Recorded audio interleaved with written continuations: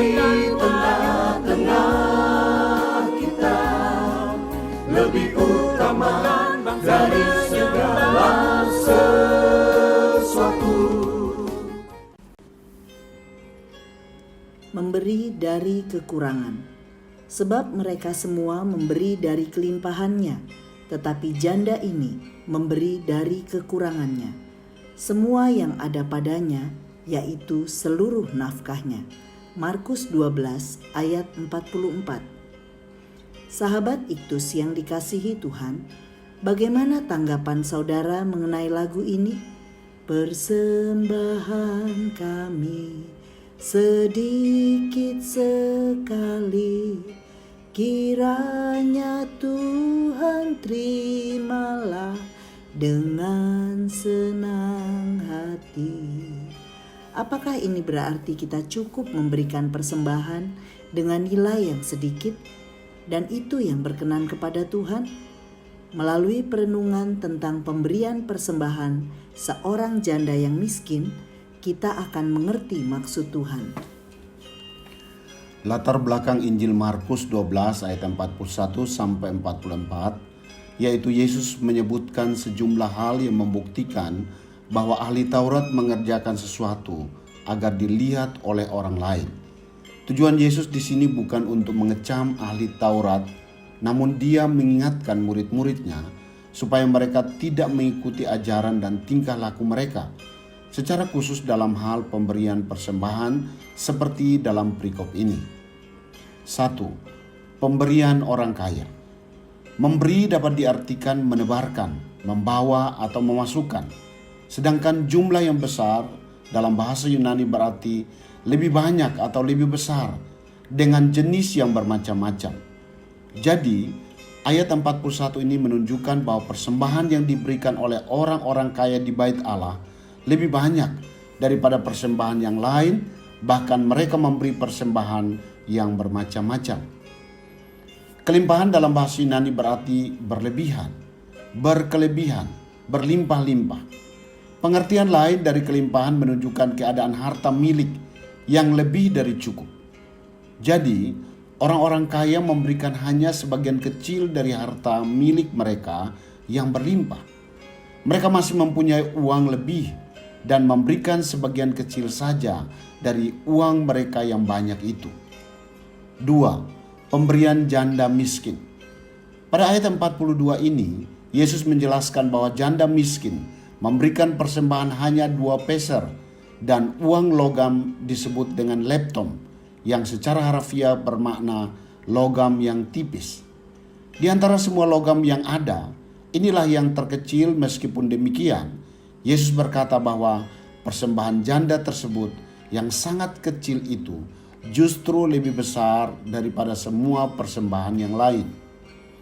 Bagi janda miskin, nilai itu sangat besar, dan pada masa itu nilai uang tersebut sama dengan upah pekerja sehari. Artinya, janda miskin itu telah memberikan seluruh penghasilannya pada hari itu dan seluruh biaya hidupnya sehari. Inilah yang menarik perhatian Yesus, bukan saja nilai rupiahnya, melainkan nilai hati yang memberikannya. Ia memberikan semua dari apa yang menjadi miliknya dengan keyakinan iman bahwa Tuhan pasti memelihara hidupnya. 3. Penilaian Tuhan. Yesus memperhatikan bagaimana sikap orang kaya dan janda miskin dalam memberi persembahan. Penilaian Yesus tidak hanya ditujukan pada jumlah persembahan yang diberikan, namun Ia juga menilai bagaimana sikap mereka dalam memberi persembahan itu, yaitu sikap hati orang yang memberi persembahan di Bait Allah. Prinsip yang dikemukakan oleh Tuhan Yesus di dalam kesempatan ini ialah bahwa persembahan jangan dinilai dari jumlahnya, tetapi dengan membandingkan persembahan itu dengan keseluruhan milik si pemberi. Sumbangan yang besar dari kelimpahan mungkin lebih kecil artinya dibanding dengan sumbangan yang kecil dari kemiskinan. Janda ini telah mempersembahkan semua yang ada padanya. Sahabat Iktus, Tuhan mengajarkan kepada kita untuk tidak memberi penilaian secara lahiriah saja, bahwa Allah mengetahui hal-hal tersembunyi dan mengenal hati manusia. Yang paling menentukan nilai seseorang dalam pemberiannya ialah motivasi atau dorongan hati yang murni. Calvin mengatakan bahwa Tuhan sangat memuji kesederhanaan janda itu, sebab ia telah melupakan semua kebutuhannya sendiri untuk membuktikan bahwa ia mengasihi Tuhan.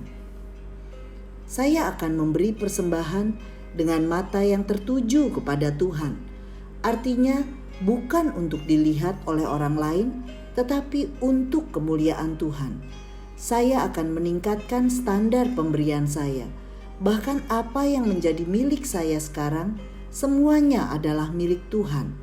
Saya memberikan yang terbaik kepada Tuhan, karena Tuhan telah terlebih dahulu memberi yang terbaik untuk saya melalui pengorbanannya di kayu salib.